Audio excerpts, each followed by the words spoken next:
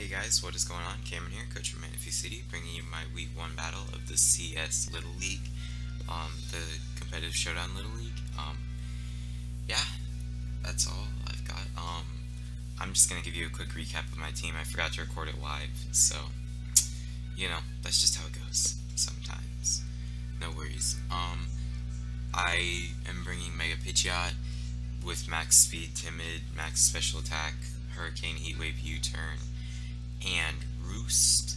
Um, Pretty self-explanatory. It needs max speed to at least speed tie with Tornadus, that kind of thing. So next I brought a modest, lots of bulk investment and a little bit of speed Kyurem with sub roost, hidden power fire, and ice beam.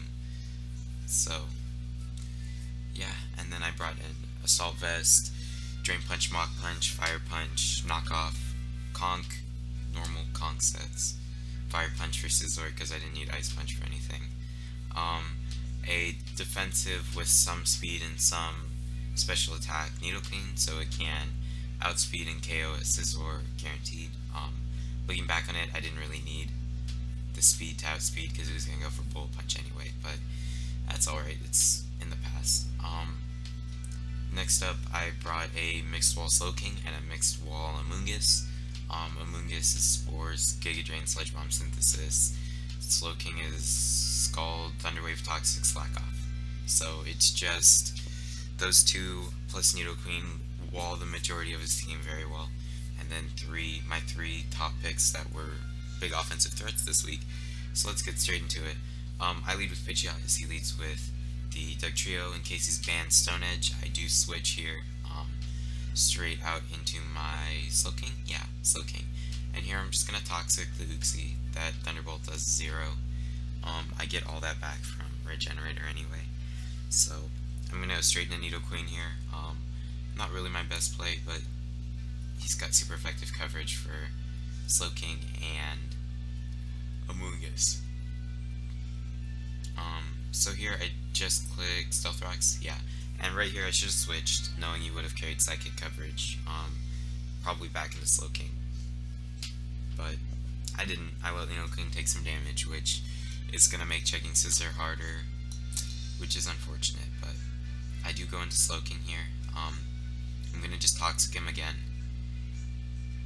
and he is carrying Thunderwave, but here he's going to just get a Para with Thunderbolt, which it sucks, but it's part of the game. I mean, and I do get a Toxic off, and here I know he's going to Heal Bell, so I go into Conk. Heal Bell just made the most sense, or Thunderbolt. Side Shock just didn't make sense. So I go into Conk Litter. I'm going to just click Knock Off twice here to 2-hit KO it. So that's what happens. I 2-hit KO with Knockoff as he just leaves that into die, and I let Conk get weakened.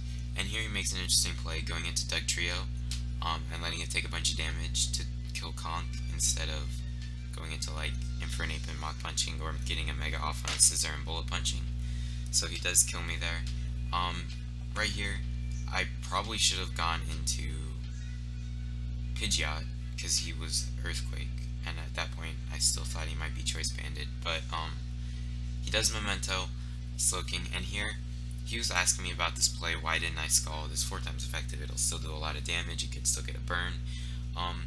And I didn't think he'd be Rock Polish, but I don't know what else Golem does other than Rock Polish Weakness Policy, Sturdy.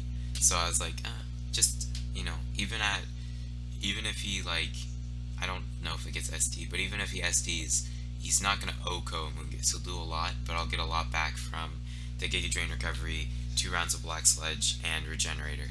So, yeah, I do that. I switch out into Amoonguss. It's just a safer play all around as he goes for the Rock Polish, trying to get all the plus stats. And then he just Earthquakes. It does less than 50. I get all that health back with Giga Drain. And then here I'm going to just switch into Slowking. I thought he'd probably U-turn, it just made a lot of sense, but he turns out to be special. So if this was U-turn and Rotom was Volt Switch, then that would have given me a lot of trouble. But here I just Toxic, predicting Rotom. Pretty easy play. I mean, like, that That was really obvious. He couldn't lose Infernape yet. He needed it to break through the Mungus, and it's just a general a good mon. He does go for Hydro here, thinking I was going Needle Queen, which is a fine play. But Amoonguss was just safer at this point in the game. Here I just Spore to get something to sleep, as he lets Infernape go to sleep, because he can't let Scizor go to sleep either, so it's a tough spot. And right here I can just go straight into Nido Queen. Oh no, I clicked Sludge Bomb. Okay, that was kind of obvious. I should have gone into Nido Queen. But right here, I think I go into Nido Queen, as he reveals the Aerial Ace, as you'll see right here, for the Amoonguss, which is a nice play. And as you'll see, I forgot about Aerial Ace later in the game, and almost choked. But, that's spoiler. I did end up winning. But, so here I just go for Flamethrower on the Rotom coming in, and then I'm just going to stay in here, thinking he would Volt Switch for momentum, but he does just Willow, which sucks, because now Nido Queen, after, Nido Queen can't come in, as he sets up a Swords Dance and live anymore. So, Amoonguss takes Hydro Pump really well after that, and Rotom's gonna go down to Toxic. And here, he brings in the Infernape, which I found really weird, because he hadn't burnt his first turn of sleep, so I could just kill him with Sludge Bomb. I think that would have killed without the crit. If it wouldn't have, then it would have brought him really low, and I would have just gone into Slowking.